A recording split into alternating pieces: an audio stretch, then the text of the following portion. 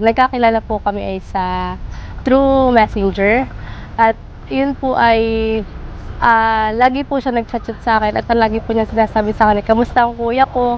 Yun po pala ay iba na ang kinakamusta. Ako po pala. Tapos yun, natigil yung usapan namin. Tapos nag-chat uli kami na December 13.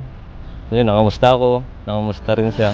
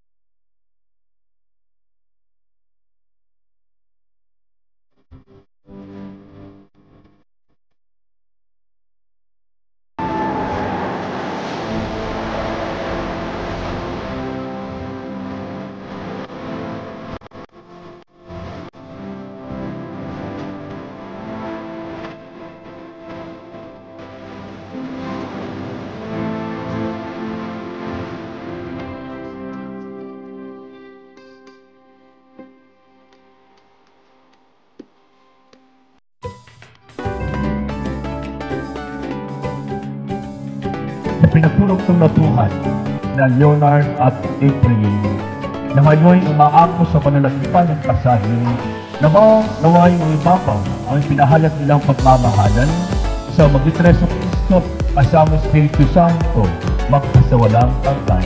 Amen.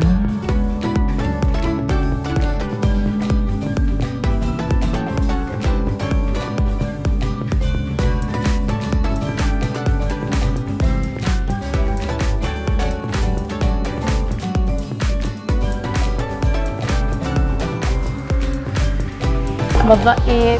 Tapos pag ako'y nagagalit ay tahimik lang po siya. Yun po, para family-oriented po. Tsaka yun, nagkita kami nung gabi. Sabi namin, gagala kami pag uwi ko. Ay, hindi na kami nakagala. Doon na kami sa bahay nila. Sa Barangay Abiabin, yung Banta Quezon.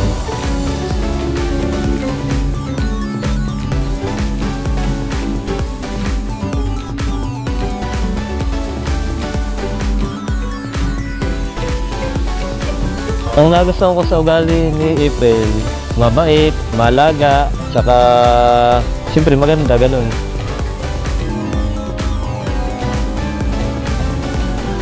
Ang maipangako ko kay April ay habang buhay ko siya mamahalin, hindi ko siya sasaktan, hindi ko siya lolokohin.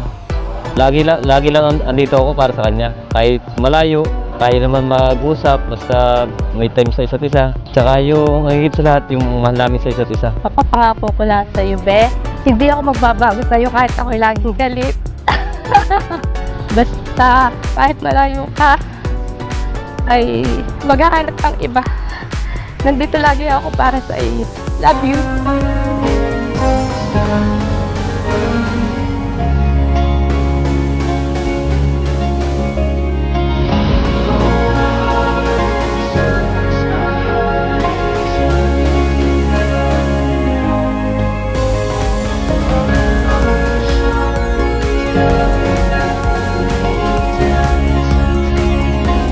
Ngayon ay nasa harap ng Diyos at ng sambayanan upang ipagdiwang ninyo ang inyong pag-iisang isip.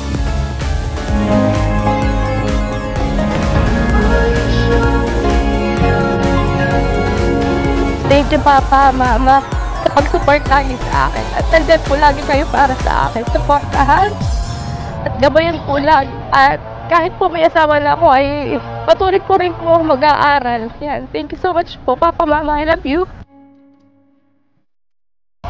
Nagpapasalamat ako sa nanay at tatay ko na laging andyan sila para sumuporta at gabayan kami.